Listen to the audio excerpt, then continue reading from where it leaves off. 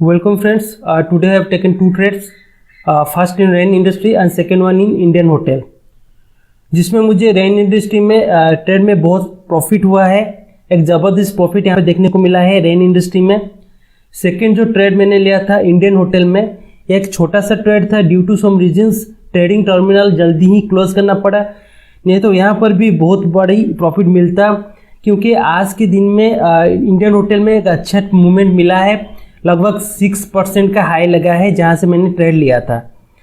तो अब चार्ट में चलते हैं और समझते हैं ट्रेड के पीछे क्या लॉजिक था, किस हिसाब से हमने यहाँ पर अपना ट्रेड बनाया था।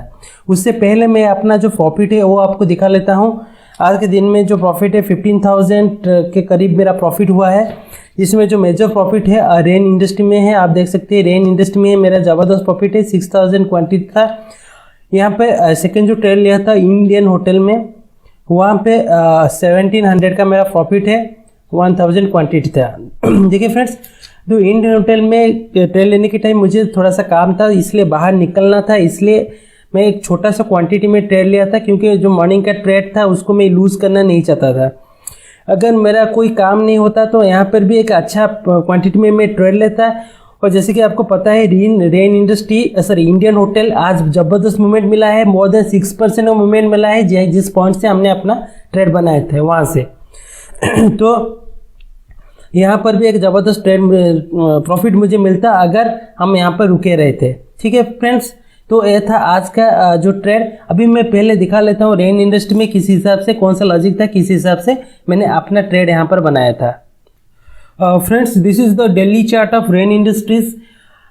If you can see from last 3 days, it is consolidating near resistance. जो horizontal resistance यहाँ पर बना हुआ था, ये horizontal resistance था, इसके आसपास ही ये कंसोलिडेशन कर रहा था लगातार 3 डेज से, 3 दिन से यहाँ पर ये कंसोलिडेट कर रहा था। नॉट ओनली 3 डेज से यहाँ पर कंसोलिडेशन कर रहा था, 200 का एक राउंड फिगर भी इसके आसपास था। 200 राउंड फिगर के पास ही यहाँ पर 200 का फिगर भी था, देख सकते हो। तो यहाँ पर कंसोलिडेट कर रहा था लगातार 3 दिन से, और 200 राउंड फिगर के आसपास ही कंसोलिडेट कर रहा था। तो ये जो लाइन है, ये जो लाइन वगैरह ही है, हम आज नहीं ड्रॉ किए हैं, ऑलरेडी कल से हमारे चार्ट पर ड्रॉ हुआ है, ऑलरेडी ड्रॉ था। तो आप देख सकते हैं how beautifully the price action work. ये जो लाइन मैंने पहले से ड्रॉ करके रखा था उसके आसपास ही आता है, एग्जैक्टली आसपास के एग्जैक्टली उसी पॉइंट से वो रेजिस्टेंस लेता है रेन इंडस्ट्री, उसके बाद नीचे चलना स्टार्ट करता है। ठीक है, तो अभी मैं दिखा लेता हूँ आपको जो 5 मिनट का चार्ट है, वहाँ पर हम कैसे यहाँ पर एग्जैक्टली ट्रेड बनाए थे। ठीक है, ऑलरेडी जैसे मैंने आपको ऑलरेडी बता के रखा, ये हॉरिजॉन्टल रेजिस्टेंस था, 200 का राउंड फिगर भी था। तो जब एग्जैक्टली इसको ब्रेक किया तो हमने यहाँ पर अपना ट्रेड बनाए थे। आपको अगर दिख रहा होगा तो जो पहला कैंडल है यहाँ पर ही हम अपना ट्रेड बनाए थे, और सेकेंड जो दूसरा 5 मिनट का कैंडल है यहाँ पर ही पूरा ट्रेड हम एग्जिट कर लिए थे। ठीक है, यहाँ पर एक ही बार में ट्रेड बनाए थे, अरे 3 बार में थोड़ा थोड़ा करके क्वांटिटी में हम यहाँ से एग्जिट कर लिए थे। ठीक है फ्रेंड्स, ये तो था आपका ये रेन इंडस्ट्री का जो ट्रेड आज के दिन। और एग्जैक्ट आप देख सकते हैं इस पॉइंट से ही रेजिस्टेंस लेता है, जो ऑलरेडी ड्रॉ करके रखा था कल से, इस पॉइंट से रेजिस्टेंस लेके नीचे आ जाता है। तो आपको पहले तो प्राइस एक्शन को समझना होगा।